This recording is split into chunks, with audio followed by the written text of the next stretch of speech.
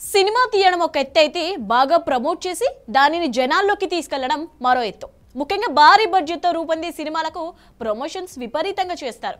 Promotions తో అంచనాలు భారీగా పెరిగేలా చేస్తే రికార్డు స్థాయి ఓపెనింగ్స్ వస్తాయి. దాంతో కొంచెం టాక్ అటు ఇటు అయినా పెద్దగా రిస్క్ ఉండదని మేకర్స్ భావిస్తుంటారు. కానీ కల్కి విషయంలో మాత్రం అందుకు భిన్నంగా జరుగుతోంది.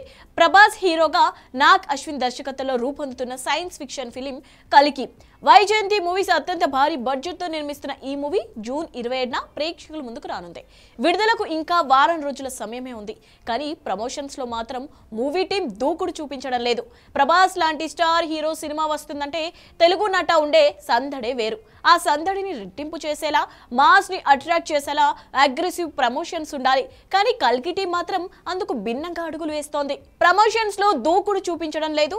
అయితే దీని వెనుక ఓ స్ట్రాటజీ ఉన్నట్టు తెలుస్తోంది. ప్రభాస్ సినిమా అంటే తెలుగు నాట ఎలాగో రికార్డు ఓపెనింగ్స్ వస్తాయి.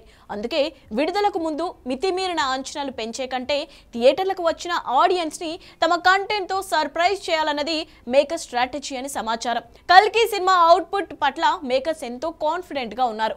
ఇది ప్రభాస్ ఫ్యాన్స్ లో లేక ఒక వర్గం ప్రేక్షకులను టార్గెట్ చేసి తీసిన సినిమా కాదని, అన్ని వర్గాలను అలరించే గొప్ప చిత్రం అవుతుందని చాలా నమ్మకంగా ఉన్నారట. అందుకే తుఫాను ముందు ప్రశాంతంగా కొత్త స్ట్రాటజీతో ముందుకు వెళ్తూ విడుదల తర్వాత సంచలనం సృష్టించాలని చూస్తున్నారట.